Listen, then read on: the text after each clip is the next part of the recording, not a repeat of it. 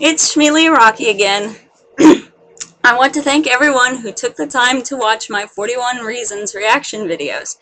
I'm still considering doing the rest of the reasons, but for right now, I thought I'd try my hand at something a little different. The purpose for this particular vlog entry is to compare and contrast Helga G. Pataki and Edward Cullen, heavily favoring the former. Helga, if you do not know, is a much-loved character from the classic Nicktoon Hey Arnold. The show began its run on Nickelodeon in 1996 and was cancelled in 2002, shortly following a badly received theatrical movie release.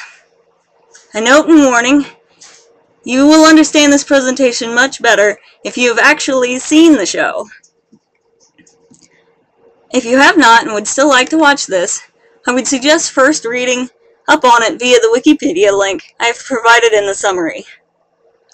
A working knowledge of Twilight is also required, and I will be spoiling the series up to Midnight Sun. To be brief, Helga Pataki exists as a foil to the main character Arnold, an unusually wise and sensitive boy with an oddly shaped head. Considering the age of not only the characters, but also the target audience, the show dealt with extremely mature themes, albeit in a mostly comedic manner. Allow me to elaborate on that in a moment. But first, a few words about age. Please remember, these kids were supposed to be 9 years old. 9. They were in the 4th grade. That's a very tender age when kids don't quite have all their real-world people skills. They haven't even entered into adolescence, and we all know that good sound judgment is rare in someone so young. So I can cut Helga a little slack because of her age. I can't, however, cut Edward the same slack. In my vision, he is eternally 17. While that is a time in which the brain still hasn't finished developing, he's certainly farther along than a 9-year-old. Additionally, he's been 17 for approximately 90 years. That's plenty of time to have matured well past the point that he has. So now let me tell you a little about Helga's issues regarding Arnold. She loved to pick on him. But at the same time, oh, hold on. Cat, where are you going with that? But at the same time, she secretly and obsessively crushed on him.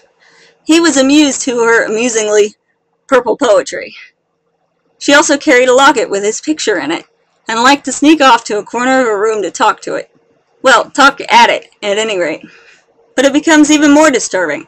In the back of her closet, she kept a shrine dedicated to him. The shrine went through several incarnations during the show's run. The first one was made out of used chewing gum. One was made out of rotting fruit. And in the movie, she had graduated from the closet to the attic because the idol was a giant wooden statue. And during an episode where she was made to visit a psychologist, she admitted to making animal sacrifices to it. Scary! Like Edward, she has spent a night in her lust object's room, hiding behind his couch. She even watched him change. So why then, I asked myself, do I sing Helga's praises while simultaneously condemning Edward as a creepy stalker? After all, he never made animal sacrifices to an idol of Bella's likeness. The answer is complex, and may take some time to explain, so please bear with me. First of all, Helga's life sucks. Her father is an intolerant asshole who can only remember her name about 40% of the time. He keeps calling her by her older sister's name, Olga, something that Helga understandably resents. Olga is an overachiever, and a nearly impossible act to follow.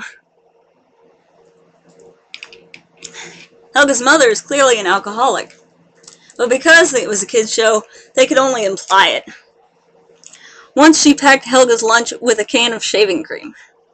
In contrast, Edward is a person of privilege. Granted, in his mortal life, he probably had it quite rough. But the fact is that he barely remembers his mortal life, and what he does remember seems to be dim at best. His life as a mire pyre is what concerns me. He's ridiculously rich, has a loving adopted family. Basically, anything he wants, he gets. That's why, when he decides that he wants to add Bella to his list of possessions, no one can stop him. Not even Bella, if she would feel so inclined. After all, when she disobeyed him, he had Alice kidnap her.